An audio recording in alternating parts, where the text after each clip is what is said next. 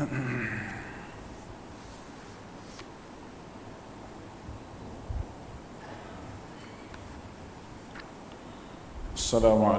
warahmatullahi. Innal hamdalillah nahmaduhu wa nasta'inuhu wa nastahdihi wa nastaghfiruh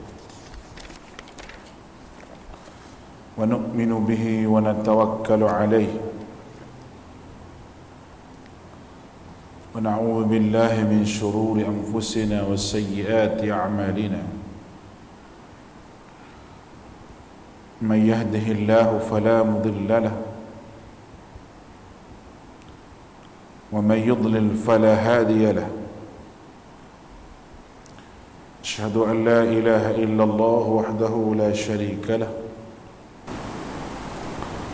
وأشهد أن محمدا عبده ورسوله. اللهم صل على محمد وعلى آله وأصحابه ومن تبعهم بإحسان إلى يوم الدين. قالوا سبحانك لا علم لنا إلا ما علمتنا إنك أنت العليم الحكيم. ولا حول ولا قوة إلا بالله العلي العظيم. قال رب اشرح لي صدري ويسر لي أمري واحلل عقدة من لساني يفقهوا قولي. اللهم لا سهل إلا ما جعلته سهلا وأنت تجعل الحزن إذا شئت سهلا. ربي يسر ولا تعسر وبتمم بالخير. Alhamdulillah, kita bersyukur kepada Allah dengan limpah kurniaan nikmat daripada Allah Subhanahu wa taala, kita dapat bersama-sama pada malam ini bagi kita menyambung lagi berkenaan dengan hadis keberkatan bumi Syam, Yaman serta fitnah daripada bumi Najd. Pada minggu-minggu yang lepas kita telah sebut berkenaan dengan perkataan An-Najd berdasar kepada beberapa riwayat. Di antaranya daripada lafaz Bukhari dan juga di antaranya lagi matan ataupun lafaz yang dilihat selain daripada Bukhari, yang kita faham bahawa berbeza pendapat dan matan daripada kedua riwayat tersebut, tapi pada hakikatnya dia melalui jalur yang sama, iaitu jalur Abdullah bin Umar radhiyallahu anhuma. Begitulah yang dijelaskan oleh para ulama hadis, iaitu berkenaan dengan Najd. Dalam hadis Nabi dirujuk kepada Iraq. Perkataan Najd dalam matan Bukhari menjadi tafsiran bagi maksud perkataan Iraq dalam matan riwayat Abu Nu'aim dan Ibnu Asakir. Sebagaimana perkataan Iraq juga menjadi tafsiran bagi maksud perkataan Najd. Berdasar pada hakikat ini, jelas bahawa perkataan Najd yang dimaksudkan oleh Nabi SAW dalam doanya itu negeri Iraq, dan bukan khusus tempat yang terdapat di negara Saudi yang dikenali sebagai Najd. Maksud ini diperkuatkan lagi oleh riwayat Muslim, di mana Salim bin Abdullah bin Umar radhiyallahu anhuma dia berkata, cucu pada Umar, dia berkata, wahai penduduk Iraq, alangkah banyaknya persoalan kamu tentang perkara kecil dan alangkah banyak pula dosa kamu yang kamu lakukan. Aku mendengar ayahku, yakni Abdullah bin Umar berkata, Rasulullah sallallahu alaihi wasallam bersabda, sesungguhnya fitnah itu datang daripada sebelah sini. Lalu baginda mengisyaratkan tangannya sebelah timur, arah di mana terbit kedua tanduk syaitan. Riwayat Muslim ini jelas menunjukkan bahawa kata-kata Nabi SAW ditujukan kepada penduduk Iraq. Kerana isyarat tangan baginda juga ditujukan kepada negeri Iraq. Maka berdasar kepada keseluruhan riwayat-riwayat ini dapat disimpulkan bahawa perkataan Najd yang terdapat dalam riwayat Bukhari itu merangkumi seluruh negeri Iraq secara umum. Bukannya menjurus kepada tempat yang khusus di negara Arab Saudi. Kerana negara Arab Saudi ada juga nama Najd yang mana tempat kelahiran Syekh Muhammad ibn Abdul Wahhab, dan juga di situ ada juga tempat kelahiran Musailamatul Kadzdzab yang mengaku menjadi nabi. Sebahagian daripada ulama mengatakan mungkin itulah tanduk syaitan. Siapa dia? Musailamatul Kadzdzab. Tidak merujuk kepada Muhammad bin Abdul Wahhab yang mai kemudian ini. Baik. Itu An-Najd berdasar kepada huraian hadis Nabi. Maknanya ada sokongan di antara satu sama lain dalam riwayat-riwayat hadis Nabi sallallahu alaihi wasallam ini. Baik. Lalu ni kita tengok huraian hadis ini daripada alim ulama kita. Maksud An-Najdi berdasar kepada huraian para ulama.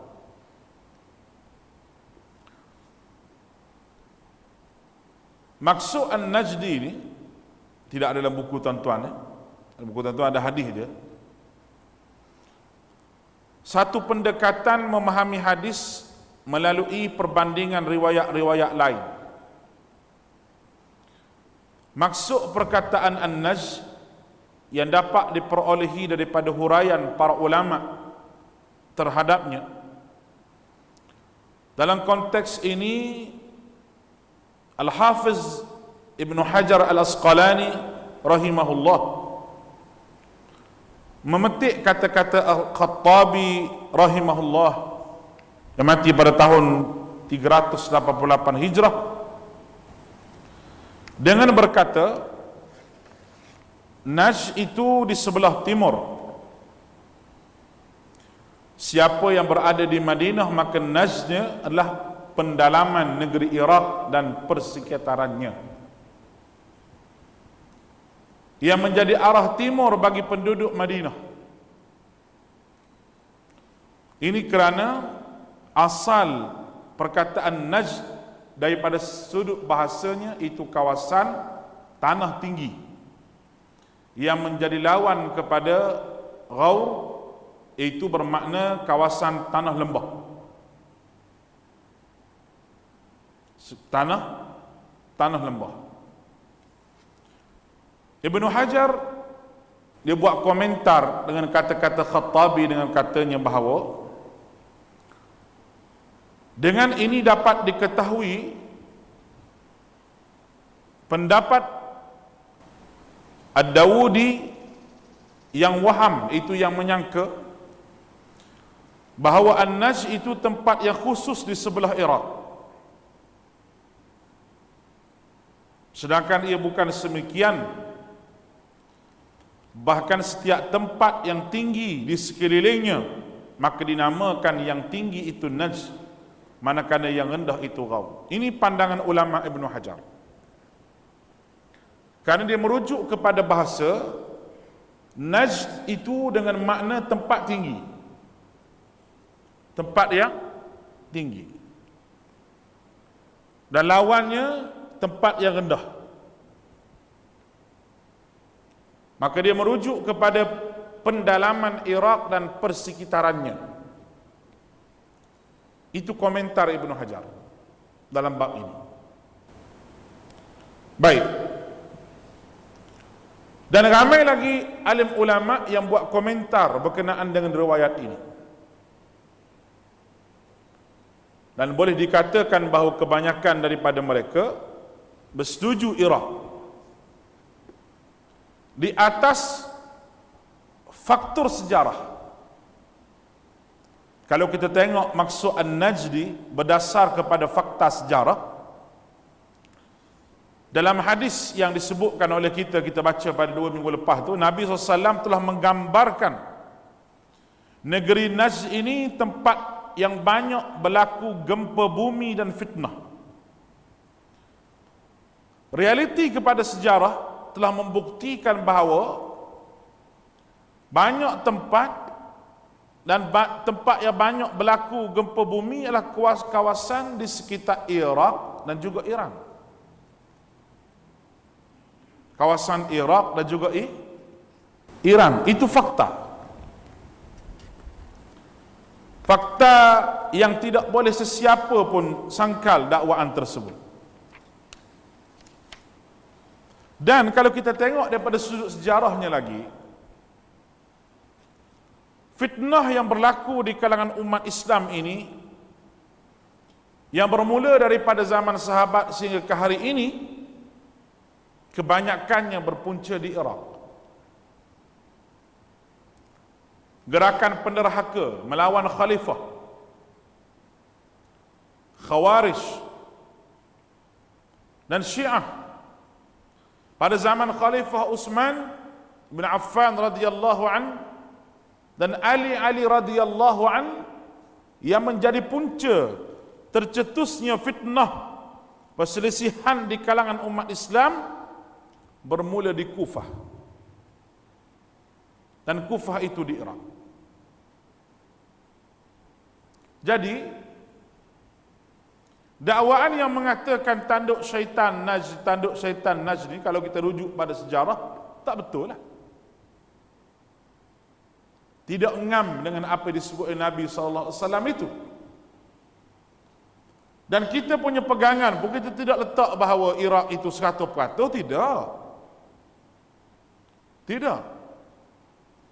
Tetapi kebanyakan hadisnya saling menguatkan di antara satu sama lain, yang kita telah sebut pada 2 minggu lepas bahawa hadis ni perkataan Iraq, hadis ni tak ada perkataan Iraq, tapi mari pada jalur yang sama, bertemu di titik yang sama, itu Abdullah bin Umar bin Khattab. Jumpa di situ. Maka kaedahnya hadis itu saling menguatkan antara satu sama lain.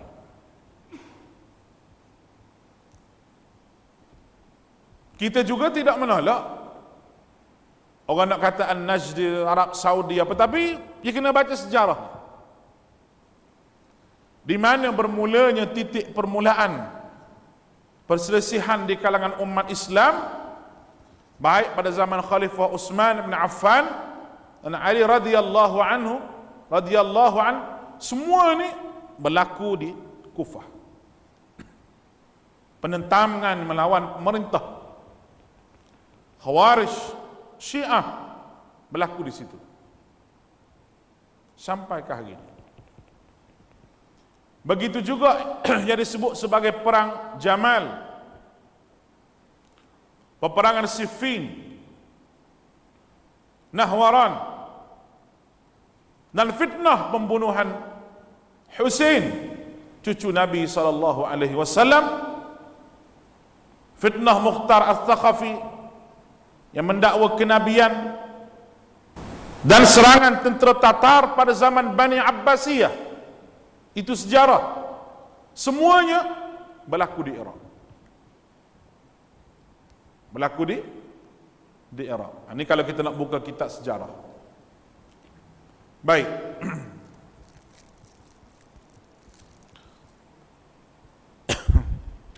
Bismillah.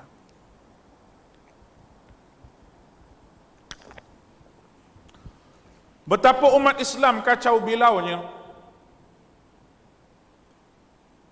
semasa lepas daripada berlaku ura-ura ni pada zaman Utsman bin Affan. Tu berlaku, bermula fitnah di situ. Pada zaman Sayyidina Ali lagi kuat.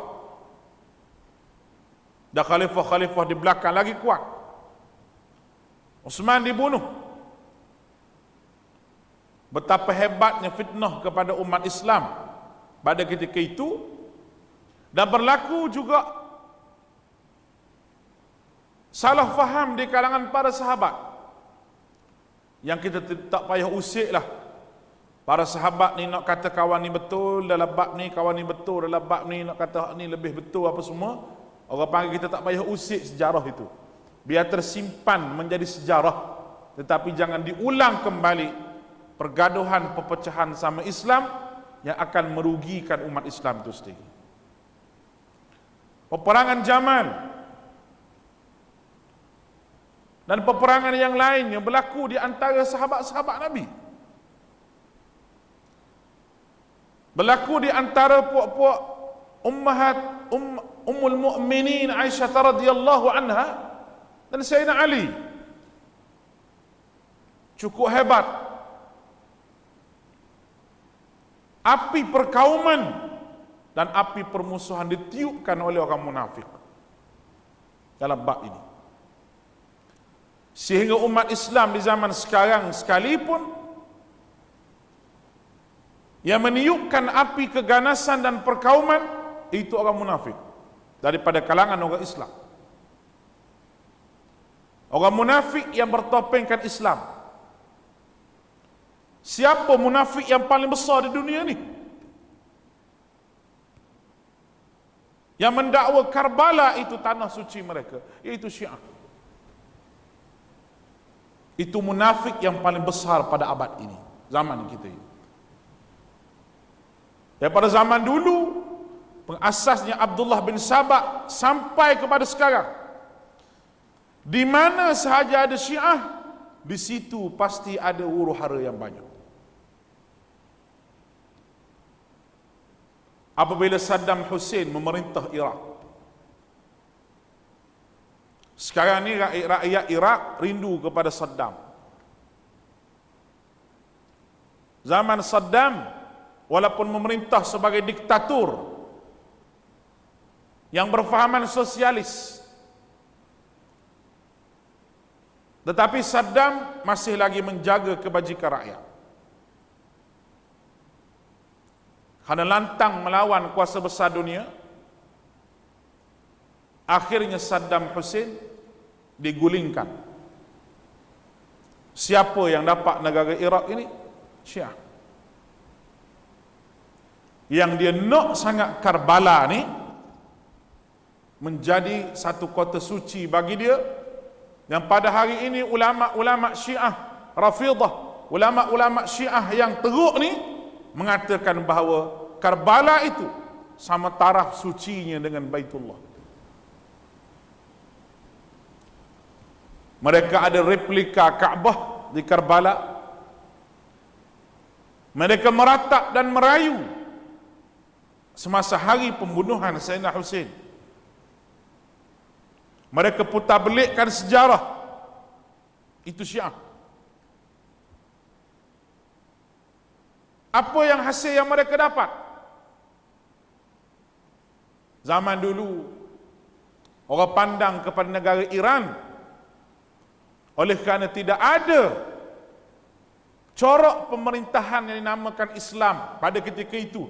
Orang nampak dengan Ayatullah dengan pakai jubah, dengan pakai serbannya, menggulingkan Shah Iran. Semua orang klaim bahawa Iran merupakan kuasa besar dunia. Iran merupakan kerajaan yang hebat. Sehingga beberapa orang dalam negara Malaysia ini sendiri pernah belajar di Iran, mengagumi Ayatullah Khomeini. Dan gambar-gambar Khomeini masa saya kecil-kecil, saya ingat lagi, berada di beberapa tempat.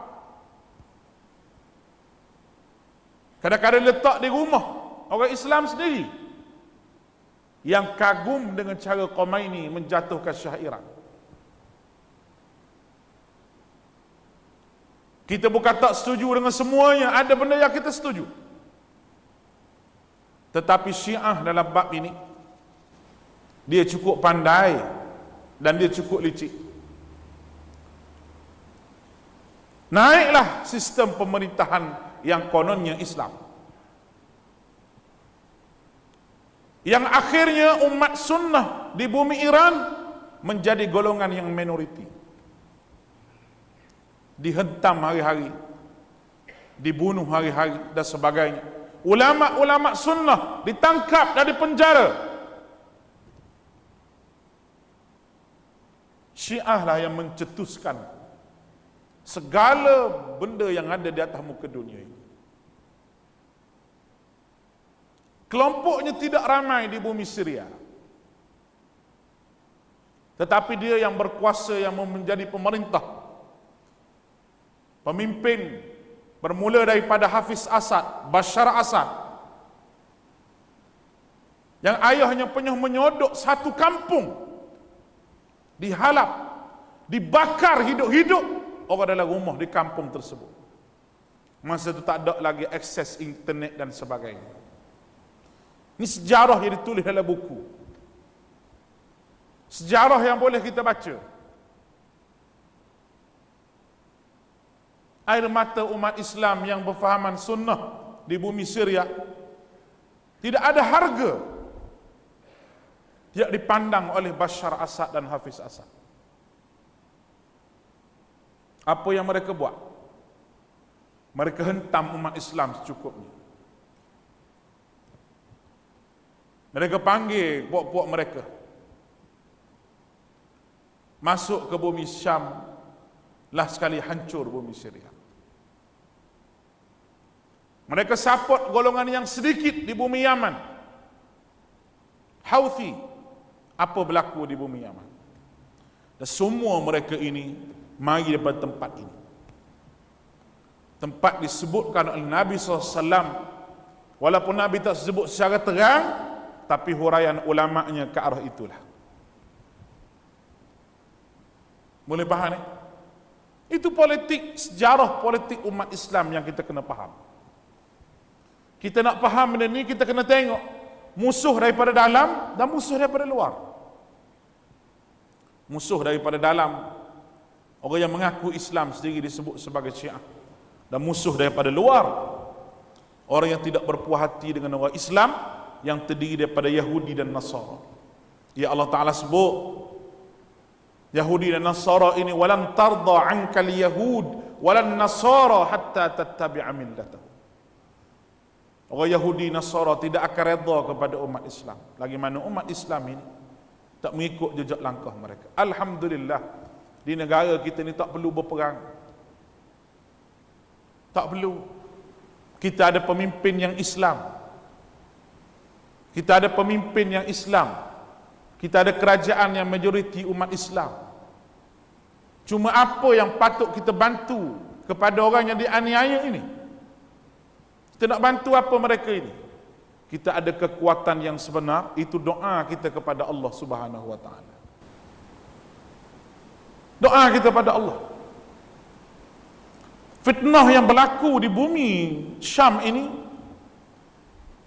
jangan sekali-kali tuan-tuan membenarkan sesiapa sahaja, sama ada anak tuan-tuan ke siapa sahaja yang kononnya untuk pergi berjihad di bumi ini. Jangan. Kenapa saya kata jangan? Karena fitnah yang begitu banyak berlaku, yang menggelarkan diri mereka ini, sayalah berjuang Islam, sayalah berpuluh puak.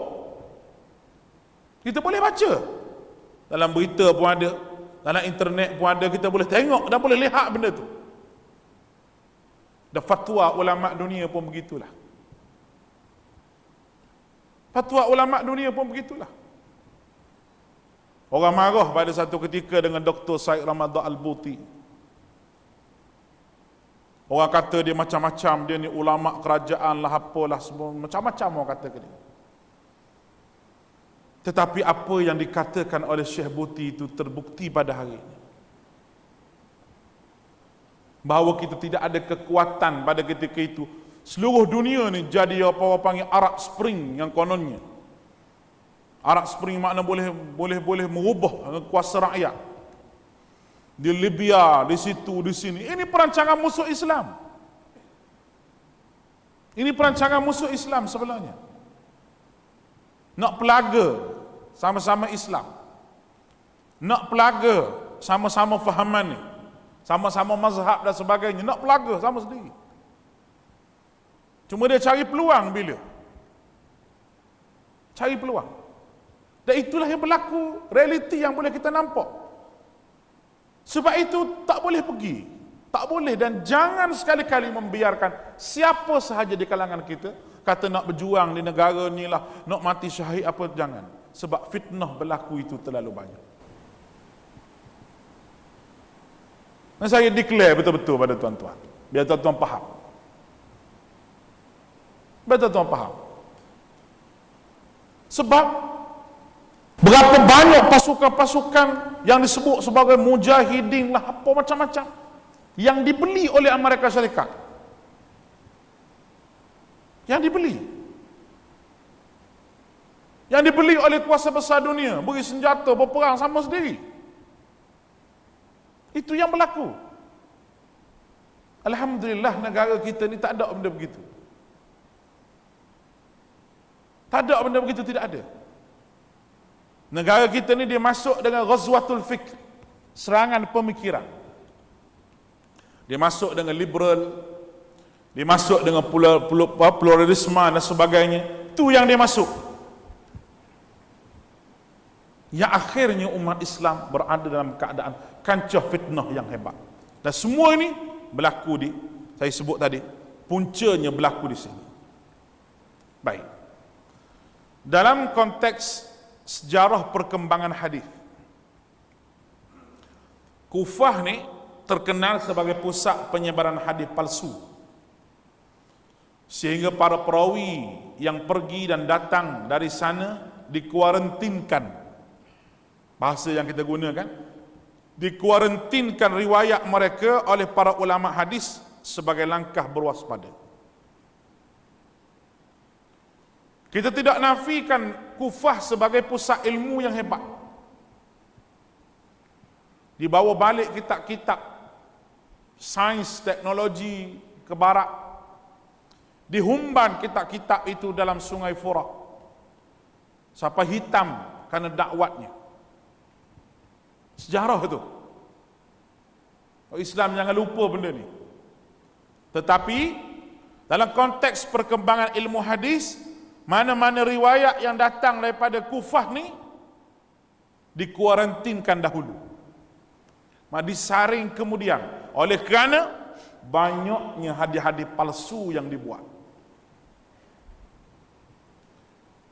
Itu kaedah. Itu kaedah. Saya sebut sejarah ni sebab apa? Sebab kita nak kata Najd itu yang disebut itu adalah bukan daripada Arab Saudi dan bukan daripada fahaman Muhammad bin Abdul Wahab dan sebagainya, tidak. Baik.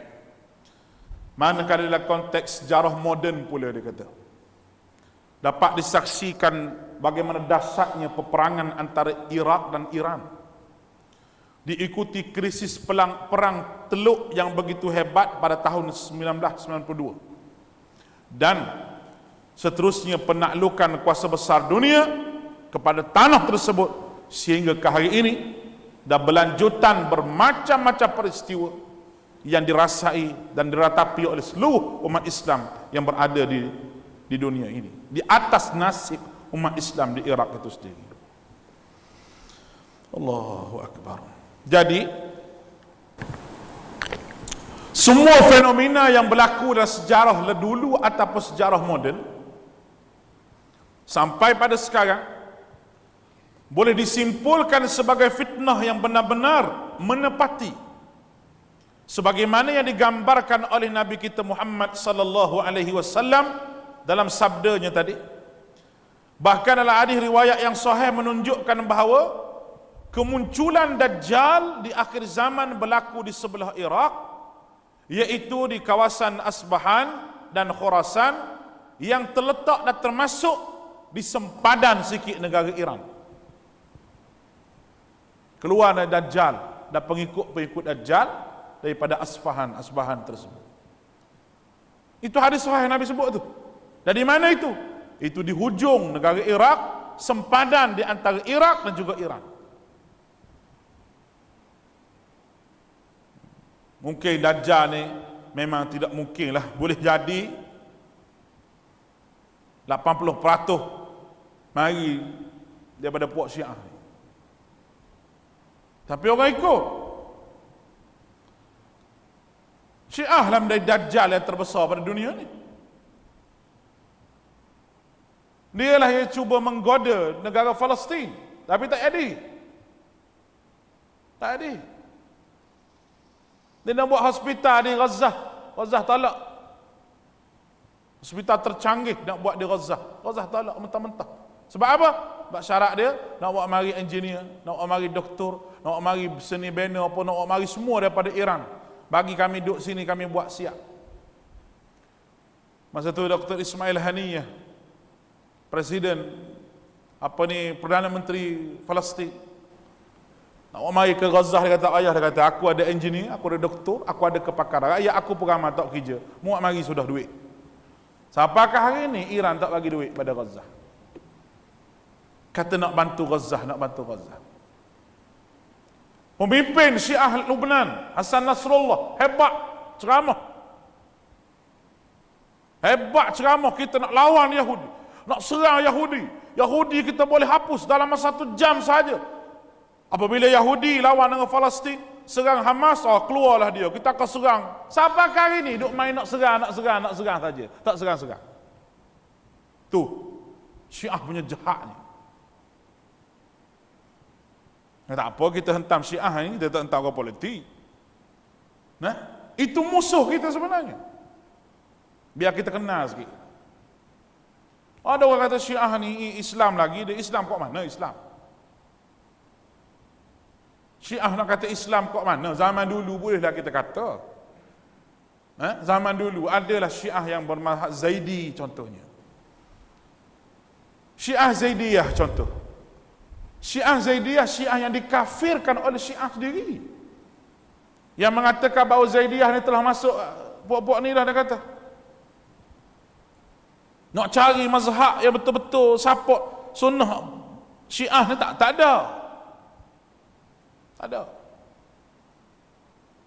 Ini mereka tak siapa. Mereka buat meja rundingan, merunding nak satukan majma' taqrib bainal madzahib. Itu Qaradawi kata apa? Qaradawi ada di Qatar tahun 90 lebih. Dia kata separuh homo aku ni hiduplah keadaan ditipu oleh Syiah. Separuh homo aku hiduplah keadaan ditipu oleh Syiah. Separuh homo aku. Sebab apa? Sebab aku rasa tertipu duduk dalam majma' taqrib bainal mazahib.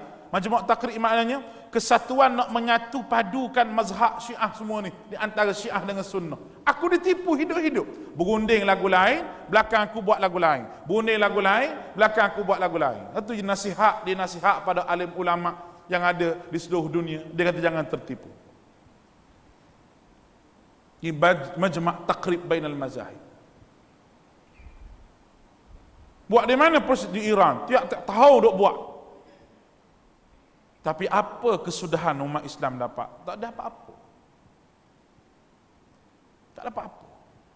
Ditipu dan terus ditipu. Itu saya petik kata-kata Dr. Qaradawi. Dia lebih senior daripada ulama lain, lebih tua. Dan dia lebih, orang panggil terkedepan masalah-masalah fiqh ini. Dia lebih terkedepan dalam masalah fiqh. Dalam masalah siasah, dalam masalah politik, dia lebih terkedepan daripada orang lain. Dan dia lebih lama duduk dalam majma' taqrib ni. Tapi dia kata, aku rasa diri aku ni ditipu. Separuh homo aku kena tipu. La hawla wala quwata illa. Alhamdulillah negara kita Malaysia ni, golongan-golongan ni, dia tak boleh nak naik muka. Sebab kita ada nizam, kita ada undang-undang. Kita ada undang-undang. Walaupun dia masuk ke hak asasi manusia lah, dia masuk ke tu, masuk ke ni. Masa dia masuk ke hak asasi manusia di Malaysia ni, Datuk Mufti yang lawan, Suruhanjaya Hak Asasi Manusia panggil Datuk Mufti pergi, beri kenyataan. berkenaan dengan Syiah. Lawan sungguh. Walaupun kena panggil 2, 3, 4 kali, itu jasa Datuk Mufti yang kita kena terima kasih juga ke dia. Melawan bab-bab Syiah ni. Cukup licik dah, cukup pandai benda ni. Allahu Akbar.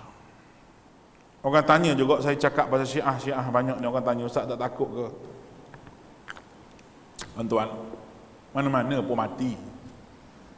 Kalau Tuhan takdir mati, mana-mana pun mati. Saya petik kata-kata Maulana Ihsan Ilahi Az-Zahiri yang kuat lawan Syiah. Mati di waktu muda lagi. Maulana Ihsan Ilahi yang hebat lawan Syiah ni, mati dibom oleh Syiah masa berceramah. Dia ceramah ni ada bom bawah meja ni. Ni ada ke tak tahu ni? Tak ada boleh jadi. Nah, duduk Saudi lama mana dia? Dibom. Tak ada separuh ni. Nak dekat dengan peha ni tak ada tu. Raja Saudi arah bawa balik, mati dalam kapal terbang, dikuburkan di kuburan Baqi. Sebab itulah doa Maulana Ihsan Ilahi. Nak mati di Madinah, nak kubur di Baqi. Di mana-mana pun boleh mati. Mana-mana pun boleh mati. Syekh Ahmad Yasin, seorang tokoh berjuang Palestin yang hebat. Duduk atas kursi roda, apa orang takut ke dia? Ya? Duduk atas kursi roda, apa orang takut dengan dia? Lepas pada Syekh Ahmad Yasin tu, seorang doktor Rantisi, Abdul Aziz Rantisi, masa Syekh Ahmad Yasin dibom oleh Yahudi, Rantisi bangun beri ucapan masa pengebumian Syekh Ahmad Yasin. Kata Dr. Rantisi, kalau aku diberi pilihan mati di atas katil dengan mati dibedil oleh Arpaci, aku memilih Arpaci untuk mati, dia kata. Arpaci tahu tak apa cik? Bukan biji kuaci. Itu makan tu. Helikopter Arpaci. 1 minit dia tekan beribu peluru bom pergi. Helikopter Arpaci. Lah sekali Dr. Abdul Aziz Rantisi mati dibedil dengan Arpaci Yahudi. Begitulah kita orang menegakkan sunnah Nabi SAW. Di mana-mana pun kita akan mati. Di mana-mana pun kita akan mati. Tapi nak menegakkan Islam, menegakkan sunnah Nabi, nak lawan Syiah, mati pun tak apa.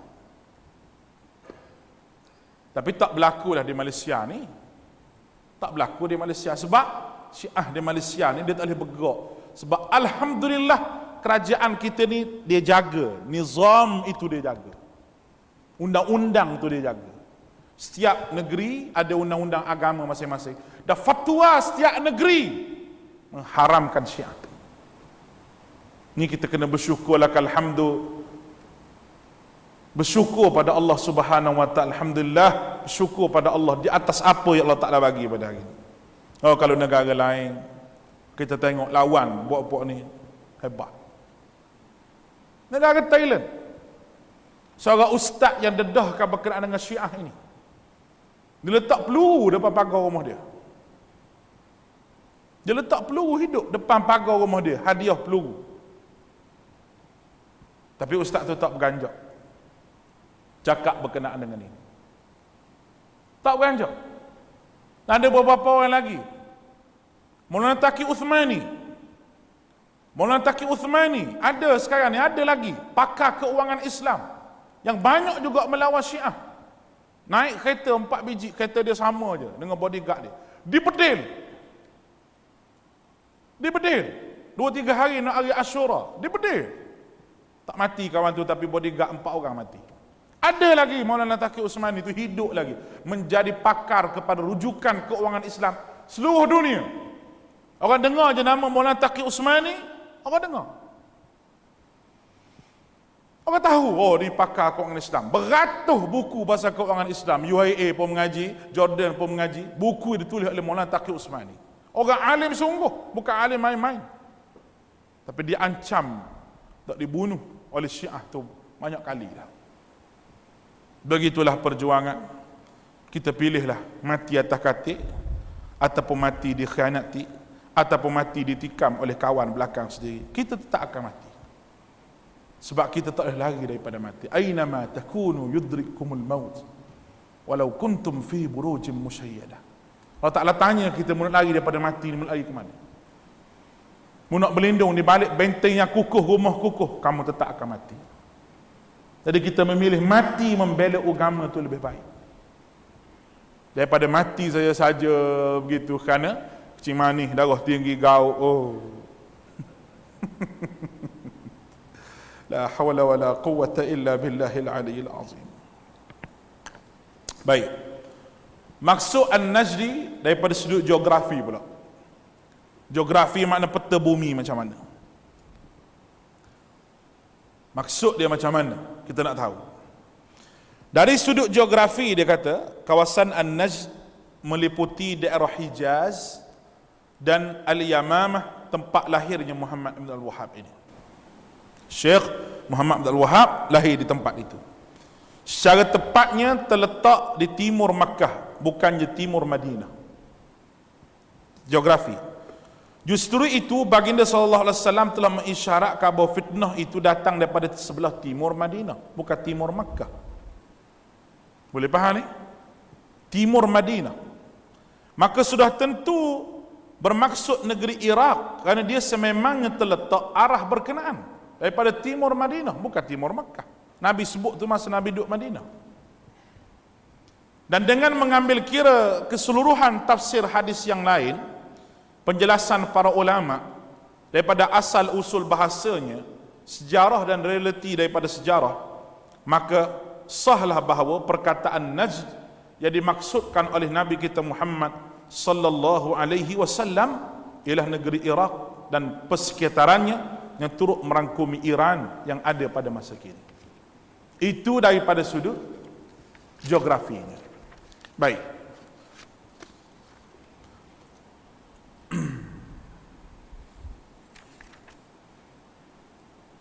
Yang keduanya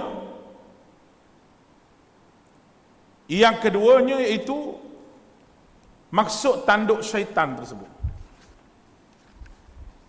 Apa yang dimaksudkan dengan tanduk syaitan? Al-Hafiz Ibn Hajar rahmatullah mengemukakan 4 pendapat yang berbeza bagi menjelaskan ungkapan tempat muncul tanduk syaitan itu. Yang pertama, sebagai kiasan bagi menggambarkan kekuatan syaitan dan apa sahaja yang memohon pertolongan kepada syaitan dan penyesatan bagi umat manusia. Pertama. Yang kedua, bahawa syaitan menyelaraskan tanduknya dengan arah matahari ketika terbitnya, supaya penyembahan golongan menyembah matahari terarah kepadanya. 2. Yang ketiga, bahawa bagi matahari itulah syaitan yang mana dia terbit antara kedua tanduknya. Yang keempat, bahawa pada hari itu penduduk negeri sebelah timur Madinah terdiri daripada golongan kafir, manakala fitnah yang pertama berlaku itu pembunuhan Uthman bin Affan yang datang daripada sebelah timur, maka ia menjadi sebab berlakunya perpecahan di kalangan umat Islam, sedangkan perpecahan itu disukai oleh syaitan. Semua tafsiran ini tidak menunjukkan sasaran kepada mana-mana individu secara khususnya. Huraian berkenaan tanduk syaitan ni kita hurai pada kuliah kita yang akan datang sekali lagi. Apa benda dinamakan tanduk syaitan? Duduk bising-bising ni. Sebab orang tuju tanduk syaitan ini pada Syekh Muhammad Abdul Wahhab. Syekh Muhammad Abdul Wahhab duk kata ke dia syaitan berapa puluh kali dah. Golongan-golongan hak selupa mulut ni cuba baca realiti, cuba rujuk pada kitab dan sejarah sebelum kita menuduh. Sebab apabila saya bela Syekh Muhammad Abdul Wahhab begini ni, ada orang kata, macam mana pula awak kata awak fitnah pada ulama-ulama hak kata pada Muhammad Abdul Wahhab? Dia kata saya ni fitnah kata ulama-ulama yang kata pada Syekh Muhammad Abdul Wahhab tu bohong. Saya tak kata pada ulama tu sebab saya bawa mari bukti. Ulama mana sekalipun yang kata, yang tuduh tu, tapi kalau tak betul bukti saya ni lawan dengan bukti, baru betul. Bukan lawan dengan tuduhan. Lawan dengan tuduhan tak betul. Kena lawan dengan bukti. Bukti sejarah saya buat mari, bukti hadis saya buat mari. Dan antara hadis dengan geografinya ada, antara hadis dengan bahasanya ada, cukup lengkap. Dan nak teks ini boleh ambil, boleh baca. Mudah-mudahan kamu faham. Kecuali memang kamu tak nak faham dan dalam hati kamu ada tuduhan dah. Tak apa mana? Mudah-mudahan Allah Ta'ala ampun dosa-dosa kamu. Wallahu a'lam. Aqulu qawli hadha wa astaghfirullahal azim li wa lakum wa ufawwidu amri ila Allah. Innallaha basirun bil ibad. Assalamualaikum warahmatullahi